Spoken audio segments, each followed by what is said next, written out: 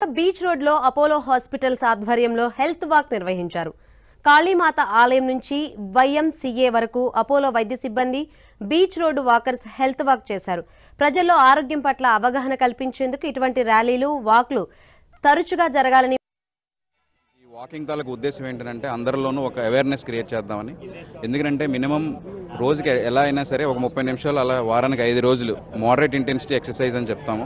ఈ ఎక్సర్సైజ్ అందరికీ తప్పనిసరిగా చేయాల్సినటువంటి ఇది. సెకండ్ది ఏంటంటే రెగ్యులర్ హెల్త్ చెకప్స్లో అందరూ ఉండాలి. ఎందుకంటే చాలామందికి వాళ్ళకి కొలెస్ట్రాల్ ఉందా, బీపీ ఉందా, షుగర్ ఉందని చాలామందికి తెలియదు. అది తెలుసుకోవాలనుకుంటే కనుక రెగ్యులర్గా హెల్త్ చెకప్స్లో మనం పాల్గొంటే కానీ మనం దాని నుంచి తెలుసుకునే అవకాశం ఉండదు. మూడోది ఏంటి అని అంటే తినే డైట్ హ్యాబిట్స్ నుంచి, అలాగే మంచి ఫుడ్ తీసుకోవడం, అంటే లో సాల్ట్ అంటాం, తక్కువ సాల్ట్, తక్కువ మసాలా మనం రెగ్యులర్గా వాడే దీనికంటే బయట ఫుడ్స్ అవాయిడ్ చేయడం. ఇది కాకుండా మన ఫిజికల్ యాక్టివిటీకి ఫిజికల్ ఎక్సర్సైజ్ ఎలాగో మెంటల్ యాక్టివిటీకి కూడా యోగా కానీ మెడిటేషన్ కానీ ఒక 10-15 మినిట్స్ పర్ డే కూడా అది కూడా చాలా ఇంపార్టెంట్.